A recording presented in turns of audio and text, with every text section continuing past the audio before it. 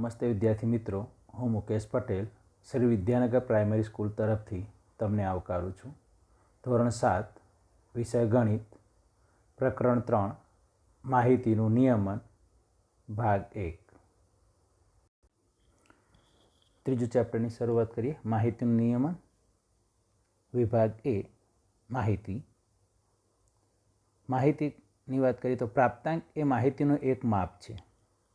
પ્રાપ્તાંક એ માહિતીનું એક માપ છે. મેળવેલા અવલોકનો એ માહિતી કહેવાય. મેળવેલા અવલોકનો એ માહિતી કહેવાય. એટલે આપણે કોઈ પણ અવલોકનો મેળવીએ કોઈ પણ બાબતની અંદર તો તેને માહિતી તરીકે ઓળખીએ છીએ. જેમ કે કોઈ એક સોસાયટીની અંદર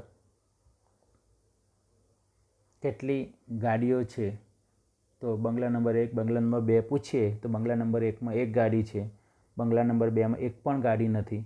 તો આ બધા માહિતી મેળવી કહેવાય આપણે. માહિતી બે પ્રકાર: સંખ્યાત્મક માહિતી, ગુણાત્મક માહિતી. સંખ્યાત્મક માહિતી અને ગુણાત્મક માહિતી. તો સંખ્યાત્મક માહિતી કોને કહેવામાં આવે છે તેની વાત કરીએ કે જે માહિતીના અવલોકનો સંખ્યામાં દર્શાવાતા હોય. જે માહિતીના અવલોકનો સંખ્યામાં દર્શાવાતા હોય તે માહિતી સંખ્યાત્મક માહિતી કહેવાય. ગુણાત્મક માહિતીની વાત કરીએ તો જે માહિતીના અવલોકનો ગુણધર્મ દ્વારા દર્શાવાતા હોય તે માહિતી ગુણાત્મક માહિતી કહેવાય. તો માહિતી બે પ્રકાર: સંખ્યાત્મક માહિતી, ગુણાત્મક માહિતી. સંખ્યાત્મક માહિતી કોને કહેવાય? જે માહિતીના અવલોકનો સંખ્યામાં દર્શાવાતા હોય તે માહિતી સંખ્યાત્મક માહિતી કહેવાય.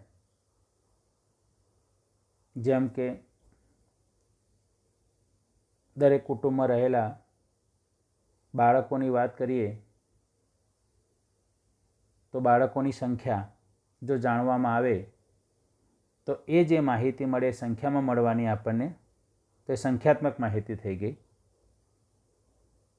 પરંતુ સ્કૂલની અંદર ધોરણ 7નો ક્લાસ હોય અને ધોરણ 7ના ક્લાસની અંદર દરેક વિદ્યાર્થીને ઊભા કરીને પૂછવામાં આવે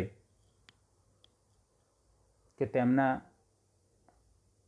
પિતાજી કયો વ્યવસાય કરે છે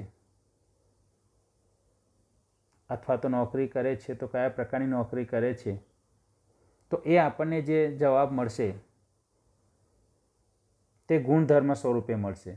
કોઈના પપ્પા એમ કહેશે કે ડૉક્ટર છે, કોઈ વિદ્યાર્થી એમ કહેશે કે પપ્પા શિક્ષક છે,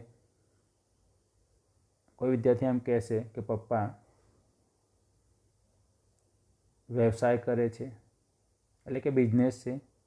તો એ માહિતી આપણને ગુણાત્મક માહિતી. પછી આપણને ખ્યાલ આવે કે કેટલા જણના પપ્પા ડૉક્ટર છે એ આપણે પછી મેળવી શકીશું.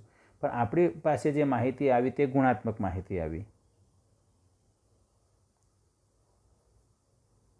કોઈ એક માહિતી સમગ્ર માહિતીનું પ્રતિનિધિ મૂલ્ય દર્શાવે છે. કોઈ એક માહિતી સમગ્ર માહિતીનું પ્રતિનિધિ મૂલ્ય દર્શાવે છે.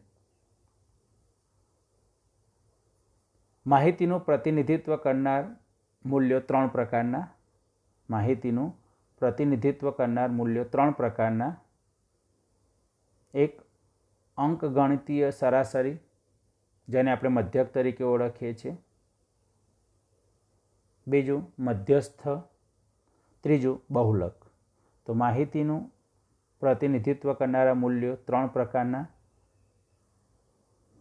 અંકગણિતીય સરાસરી, જેને મધ્યક તરીકે ઓળખાય છે. બીજું મધ્યસ્થ અને ત્રીજું બહુલક.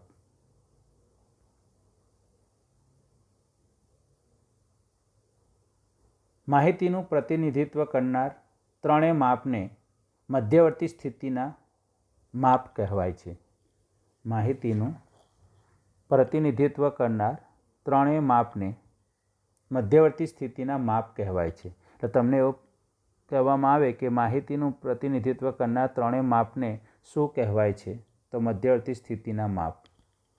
અને બીજી રીતે પૂછવામાં આવે કે મધ્યવર્તી સ્થિતિના માપના નામ આપો, અથવા તો મધ્યવર્તી સ્થિતિના માપ કયા છે? તો 3 થયા: મધ્યક, મધ્યસ્થ, બહુલક. એના પછીનો પોઈન્ટ, મેળવેલા અવલોકનોના સમૂહને માહિતી કહેવાય. એટલે આપણને જે અવલોકનના સમૂહ મળે છે એ સમૂહને માહિતી તરીકે ઓળખાય છે. અને એમાં મેળવેલા અવલોકનોની કિંમતને પ્રાપ્તાંક કહેવામાં આવે છે. તો માહિતી કોને કહેવાય એની વાત થઈ ગઈ આપણી જોડે આગળ. તો આના પરથી એક ખાલી જગ્યા પૂછી શકે. મેળવેલા અવલોકનોના સમૂહને ખાલી જગ્યા કહેવાય માહિતી. મેળવેલા અવલોકનોની કિંમતને ખાલી જગ્યા કહેવાય પ્રાપ્તાંક. તો આ માહિતી વિશે થોડી માહિતી મેળવી આપણે.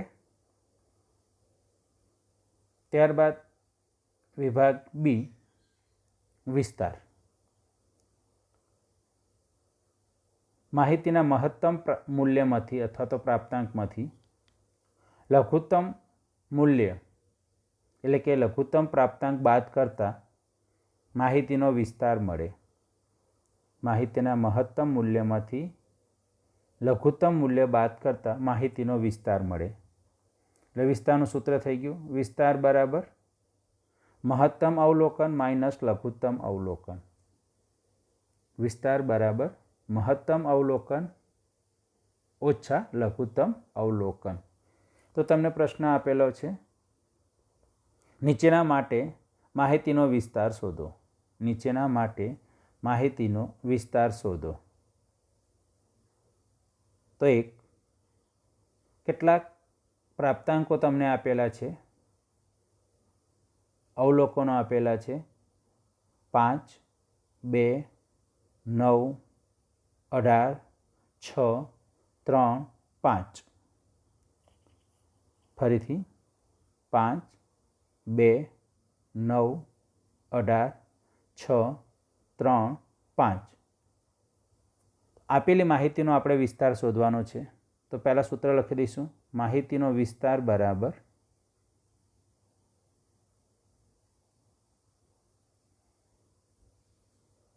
મહત્તમ અવલોકન ઓછા લઘુત્તમ અવલોકન. મહત્તમ અવલોકન ઓછા લઘુત્તમ અવલોકન બરાબર. તો આની અંદર મહત્તમ અવલોકન કયું છે તે જુઓ તમે. તો તમને દેખાય છે કે આ જે અવલોકન છે તે મહત્તમ છે, મોટામાં મોટી સંખ્યા છે. અને સૌથી નાનામાં નાની સંખ્યા શોધીએ તો આ સૌથી નાનામાં નાની સંખ્યા છે. એટલે આ લઘુત્તમ અવલોકન થઈ ગયું. એટલે માહિતીનો વિસ્તાર બરાબર મહત્તમ અવલોકન ઓછા લઘુત્તમ અવલોકન, એટલે કે 18 ઓછા 2, આ જે લખીને આપ્યા તે. અને 18માંથી 2 ગયા એટલે 16 મળે. મતલબ આ માહિતીનો વિસ્તાર 16 છે. આ માહિતીનો વિસ્તાર 16 છે. એ તે બીજો અને ત્રીજો દાખલો તમને હોમવર્કમાં આપ્યો છે, બહુ સરળ છે.